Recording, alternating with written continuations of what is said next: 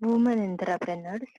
In traditional times, women were generally perceived as homemakers with little to do with economy or commerce. But this picture is changing. Even as a woman are receiving education, they face the prospect of unemployment. In this background, self-employment is regarded as a cure to generate income. The Planning Commission as well as the Indian government recognizes the need for women to be part of the mainstream of economic development. Women entrepreneurship is seen as an effective strategy to solve the problems of rural and urban poverty. So we can see the situation is changing. Women are also uh, uh, taking front in the entrepreneurship and in all sectors rather like uh, government, agriculture, then corporate sector, um, and so many. So the transaction from homemaker to sophisticated businesswoman is not that easy.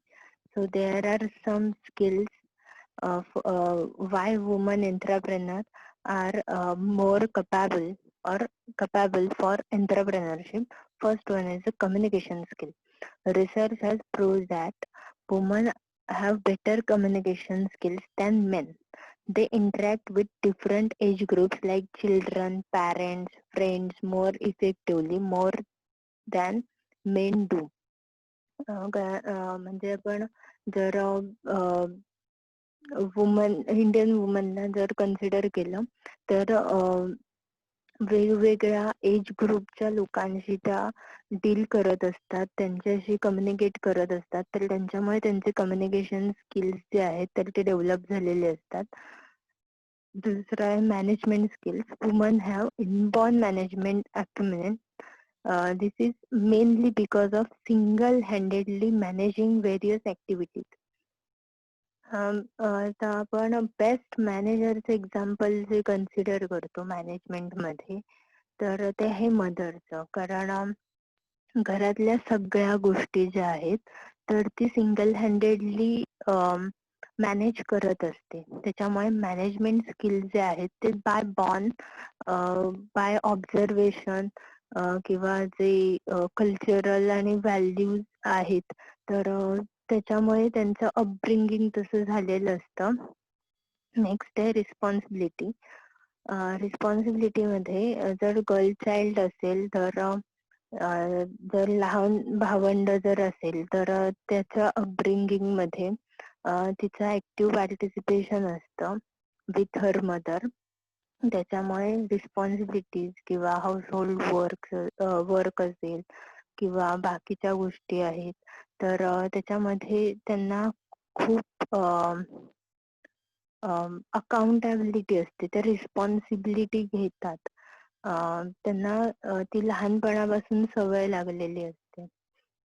त्याच्यानंतर financial skills. Few men are bread earners or breadwinners. It is a woman who have the financial power to spend in the most Indian homes. Main जरी bread winners असले तरी सुद्धा household expenses जे आहेत तर ते कशामध्ये स्पेंड करायचे, काय परचेस करायचंय, तर तो सगळा डिसिजन जो असतो तर तो इंडियन फॅमिलीज मध्ये वुमनच घेते. त्याच्यामुळे जेव्हा डील करायचं असतं किंवा बार्गेनिंग करायचं असतं तर ते खूप चांगल्या पद्धतीने वुमनला करता येतं. म्हणून financial skills. Then hard work, endurance among women. Women work more harder than men doing ACR do. आता अकॉर्डिंग टू रिपोर्ट आणि आपण पण बघू शकतो की वुमेन्स ज्या आहेत तर त्या म्हणजे घर आणि बिझनेस किंवा वर्क ह्या दोन्ही गोष्टी मॅनेज करत असतात. ठीक आहे.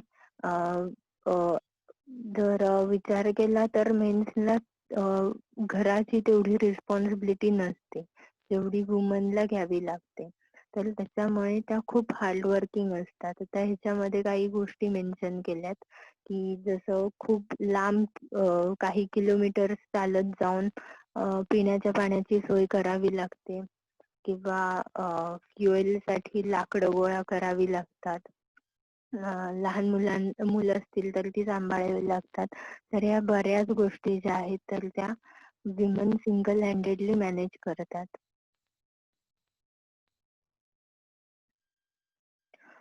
नेक्स्ट आहे some qualities hardworking, good business acumen, foresight and vision, independence of thought and action, ability to perceive opportunity and threats, realistic approach to planning and organizing, high level of motivation, moderate risk taker, excellent leadership qualities, managerial competence, problem solving attitude, flexibility and adaptability, etc. So next point is problems faced by women entrepreneurs. First one is a financial problem because there are two reasons. Women generally do not own any property which they can use as a collateral for obtaining funds from the external sources. And next one, the banks also consider women less credit worthy and discourage them on the behalf that they can leave the business anytime. तर 2 point त्यांनी mention केलेत. पहिला point आहे की women generally कुठल्या property मध्ये invest केलेलं नसतं किंवा अशी त्यांची कुठली प्रॉपर्टी नसते की त्याच्यावर ते लोन घेऊ शकतील.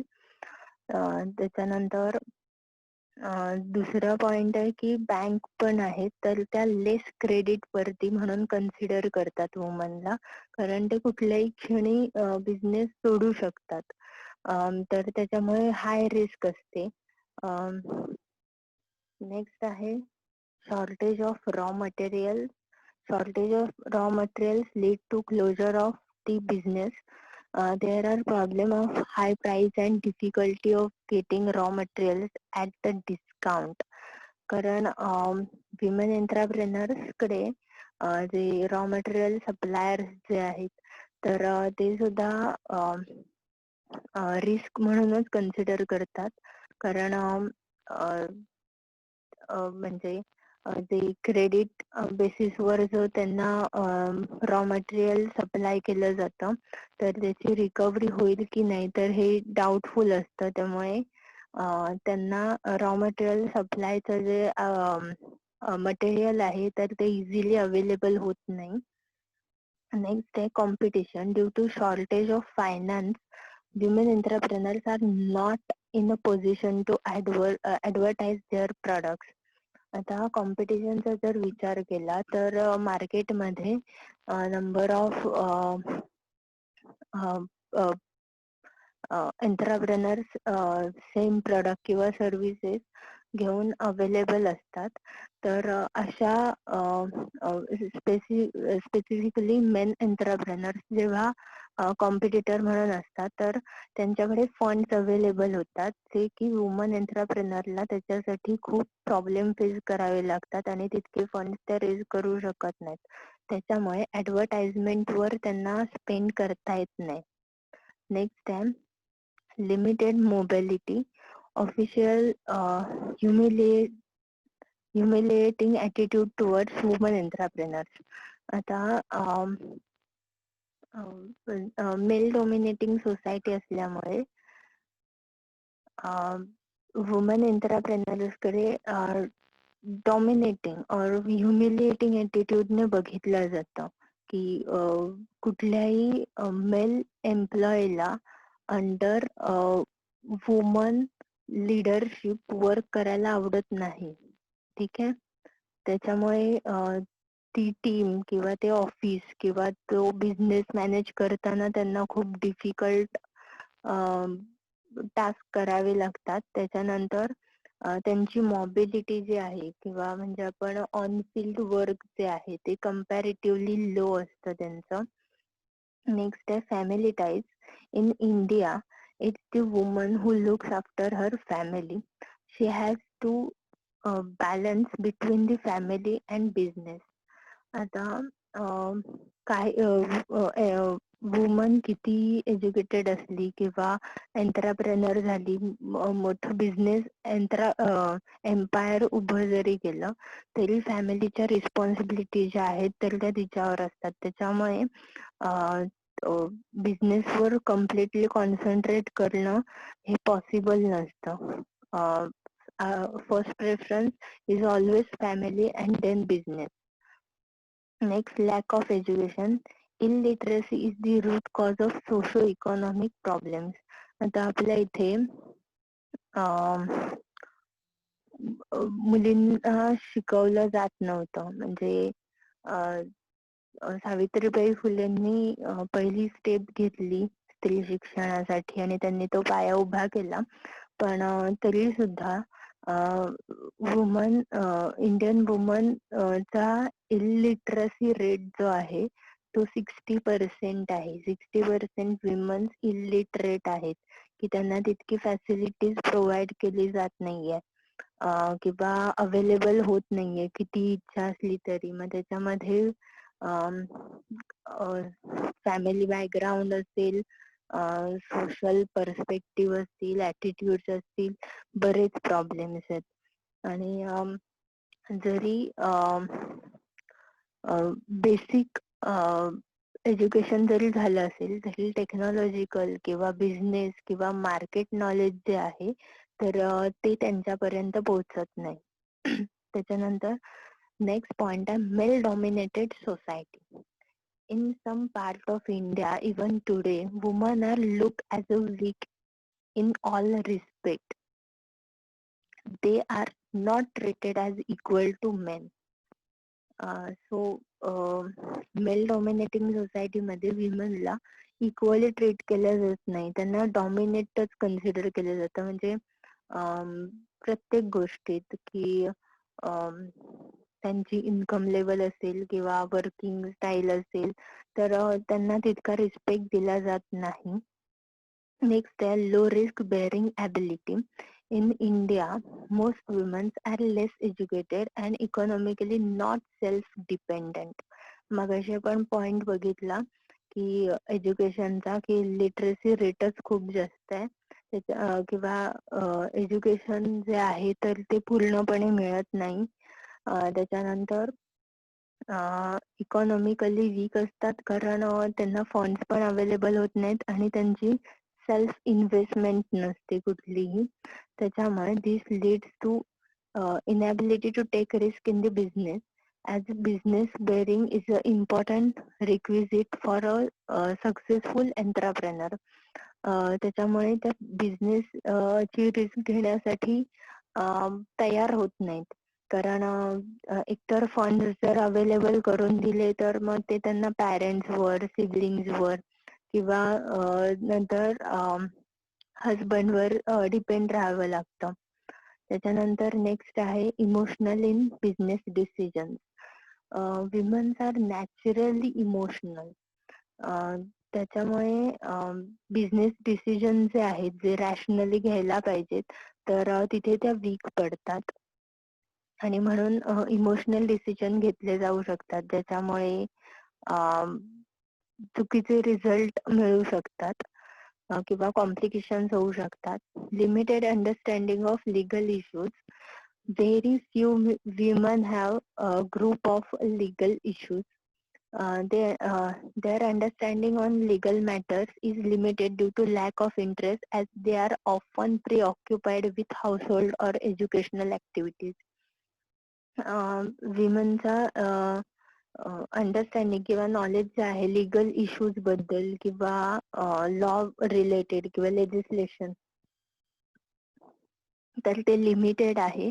कारण एकतर कम्प्लीट एज्युकेशन झालेलं नसतं किंवा तितकी इन्फॉर्मेशन अवेलेबल झालेली नसते. मेल डॉमिनेटिंग सोसायटी आहे. त्याच्यानंतर दुसरं आहे की लहानपणापासून म्हणजे अपब्रिंगिंग जे आहे तर ते करताना हाऊसहोल्ड गोष्टींवर फोकस करून त्यांना त्यांचं अपब्रिंगिंग झालेलं असतं. त्याच्यामुळे ह्या सगळ्या गोष्टी निग्लिजिबल ठरतात आणि म्हणून लीगल इश्यूचं लीगल नॉलेज जे आहे तर ते लिमिटेड राहतं. नेक्स्ट आहे development of women entrepreneurs. Step taken by government to develop women entrepreneurs in India.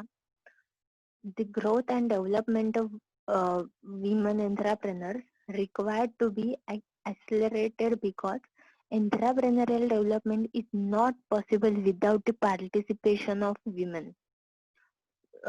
Women च्या पार्टिसिपेशन शिवाय एंटरप्रेनरियल डेव्हलपमेंट होणार नाही हे प्रूव्ह झालं आणि त्याच्यामुळे गव्हर्नमेंटने काय केलं की एनकरेज करायला सुरुवात केली मग विमेन एंटरप्रेनरशिपला. मग त्याच्यामध्ये त्यांनी काही स्टेप्स घेतल्या. तर त्याच्यातली पहिली स्टेप जी होती ती होती steps taken in 7th 5-year plan. First one, specific target group. It was suggested to treat women as a specific target group in all major development programs of the country. Specific targeted group म्हणजे हे आपण बचत गट वगैरे आहेत ना, तर ते ग्रुप टार्गेट केले की जेणेकरून त्यांची डेव्हलपमेंट करता येईल किंवा त्यांना ट्रेनिंग देता येईल. दुसऱ्या अरेंजिंग ट्रेनिंग फॅसिलिटीज, त्यांच्यासाठी ट्रेनिंग अवेलेबल करून दिलं. की आता एक एक्झाम्पल जर कन्सिडर करायचं झालं तर लिज्जत पापड, ठीक आहे, तर ते जे आहे तर ते अशाच म्हणजे वुमेन एंटरप्रेनरशिपच आहे त्याच्या मागे. त्याच्यानंतर नेक्स्ट आहे त्यांना तसे क्वालिटी किंवा प्रॉपर शेप, वेट, प्रोडक्टचं कसं मॅनेज केलं पाहिजे, क्वालिटी कंट्रोल कसा केला पाहिजे, या सगळ्या गोष्टी ट्रेनिंगनी दिल्या. त्याच्यानंतर मार्केटिंग कसं करता आलं पाहिजे, आता पुढचे पॉइंट्स मध्ये कव्हर होईल. Developing new equipments. New equipments मध्ये आता पापड लाटताना सगळे काही सेम साईजचे येणार नाही, ठीक आहे, तर मग ते सेम साईजचे प्रोडक्ट कसे बनवायचे, तर मग त्याच्यासाठी ते इक्विपमेंट्स आले. मग ते सेम ग्रॅम्स मध्ये त्या पापडाच्या गोळ्या बनल्या पाहिजेत, ठीक आहे, म्हणजे ते प्रोडक्ट प्रॉपरली बनेल, त्याची विड्थ जी आहे किंवा क्वालिटी जी आहे ती सेम राहील. तर या सगळ्या गोष्टी ज्या आहेत तर त्या ट्रेनिंग आणि development of new equipments through झाल्या. त्याच्यानंतर मार्केटिंग असिस्टन्स. मार्केटिंग असिस्टन्स मध्ये गव्हर्नमेंट ऑफिसर्सने गव्हर्नमेंटने काही बॉडीज बनवल्या की जे असे ग्रुप्स आहेत तर त्यांच्या प्रोडक्टचं मार्केटिंग करण्यासाठी, त्यांना हेल्प करण्यासाठी की प्रोडक्टची क्वालिटी काय आहे किंवा त्याच्यामध्ये काही कमी जास्त आहे का, त्यांचे अकाउंट चेक केले गेले, त्याच्यामध्ये काही प्रॉफिट लॉस आहे तर त्याच्यानुसार इन्व्हेस्टमेंट असेल, मार्केटिंग साठी फंड्स असतील तर ते अवेलेबल करून दिले. त्यांना मीडिया अवेलेबल करून दिला. नेक्स्ट आहे decision making process. Decision making process मध्ये वुमेनला इन्व्हॉल्व करून घेतलं गेलं. नेक्स्ट आहे step taken by government during 8th 5-year plan. त्या प्लॅन मध्ये पहिलं होतं प्राईम मिनिस्टर रोजगार योजना and EDPs were introduced to develop entrepreneurial qualities among rural women. आता ह्या दोन प्लॅन अंडर किंवा प्रोग्राम अंडर रुरल एरिया मधल्या ज्या विमेन होत्या तर त्यांच्यामध्ये एंटरप्रेन्योरियल क्वालिटीज डेव्हलप करण्यात आल्या. आता रुरल सेगमेंट मध्ये सगळ्यात जास्त म्हणजे पॉटरी करणारे असेल किंवा ऍग्रिकल्चर सेक्टर असेल किंवा अगदी हँडक्राफ्ट मटेरियल बनवणाऱ्या ज्या विमेन होत्या तर त्यांना एज्युकेशन दिलं गेलं. नेक्स्ट आहे विमेन इन ऍग्रिकल्चर स्कीम. या स्कीमच्या अंडर त्यांना ऍग्रिकल्चर सेक्टर मध्ये डेव्हलपमेंट कशी करता येईल, जास्तीत जास्त प्रोडक्शन कसं घेता येईल किंवा डिरेक्टली मार्केटमध्ये जाऊन चांगल्या भावामध्ये त्यांचे जे उत्पन्न आहे तर ते सेल कसं करता येईल, तर ह्या गोष्टी ज्या आहेत तर त्या अवेलेबल करून दिल्या. Next, to generate more employment opportunities for woman, KVIC took special measures in remote areas. Next, women cooperative schemes were formed uh, to help women in agro-based industries like dairy farm, poultry, animal husbandry, horticulture. आता agro based industries साठी सुद्धा पण fund available करून दिले. आणि several other schemes like integrated rural development programs, training of rural youth for self-employment, etc. were started to alleviate poverty. 30 to 40 reservation is provided to women under these schemes. आता जे under poverty जे woman आहेत तर त्यांच्यासाठी हे programs arrange केले गेले की जेणेकरून त्यांची इकॉनॉमिक लेवल जी आहे तर ती सुधारू शकतील, म्हणजे त्यांची फॅमिली इन्कम जे आहे तर त्याच्यात वाढ होईल. आणि त्या स्कीमच्या अंडर 30 ते 40% रिझर्वेशन जे आहे तर ते विमेनना मिळालं. Next steps undertaken by government during 9th year plan. त्याच्यामध्ये first one is trade related entrepreneurship assistance and development schemes was launched by Ministry of Small Industries to develop women entrepreneurs in rural, semi-urban and urban areas by developing entrepreneurial qualities. आता जर आपण entrepreneurial development जर consider केली तर कुठलाही women entrepreneur जेव्हा loan साठी apply केला जातो किंवा गव्हर्नमेंटच्या सबसिडीज ज्या आहेत तर त्यांना इंटरेस्ट रेट कमी असतो कंपेअर टू मेन एंटरप्रेनर्स, आणि subsidies compare to men entrepreneurs जास्त मिळतात. नेक्स्ट आहे woman component plant, a special strategy adopted by government by provide assistance to women entrepreneurs. Business किंवा एंटरप्रेनरशिपचं स्किल किंवा ट्रेनिंग प्रोव्हाइड करण्यासाठी गव्हर्नमेंटने खूप जास्त हेल्प केली. तसे प्रोग्राम्स अरेंज केले गेले. त्याच्यानंतर स्वर्ण जयंती ग्राम स्वयं रोजगार योजना अँड स्वर्ण जयंती Sekari Rozgar Yojana were introduced by government to provide reservations for women and encouraging them to start their ventures. या अंतर्गत त्यांना त्यांचे बिझनेस स्टार्ट करण्यासाठी किंवा व्हेंचर की मोठे बिझनेसेस जे आहेत तर त्यांना सप्लाय रॉ मटेरियल किंवा सेमी फिनिश गुड्स सप्लाय करण्यासाठी एनकरेज केलं गेलं. नेक्स्ट आहे new schemes name woman development corporations are were introduced by government to help woman entrepreneurs in arranging credit and marketing facilities.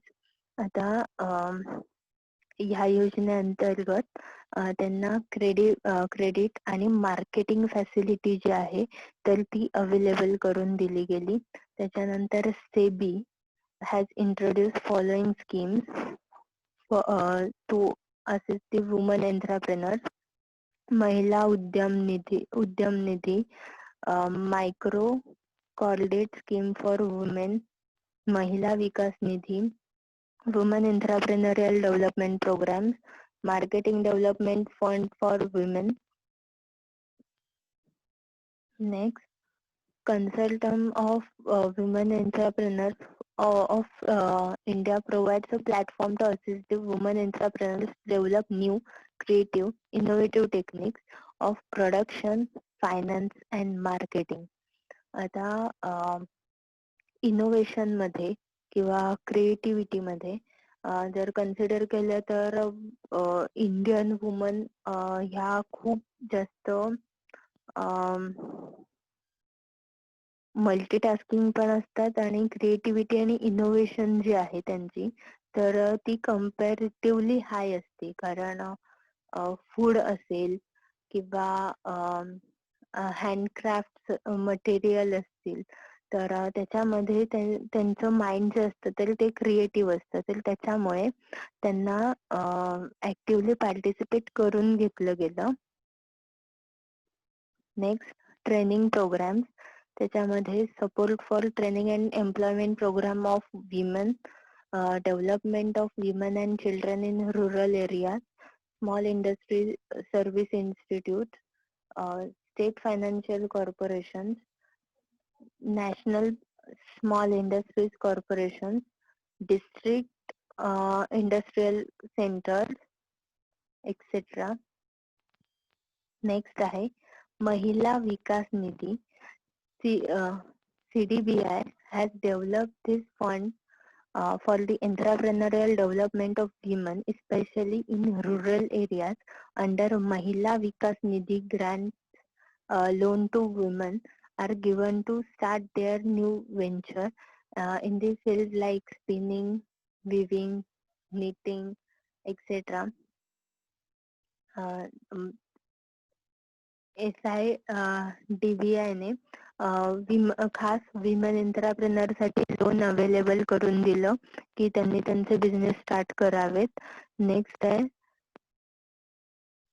राष्ट्रीय महिला कोष. In 1993, Rashtriya Mahila Kosh was set up to grant microcredit to poor women at reasonable rates of interest with very low transaction cost and simple procedures.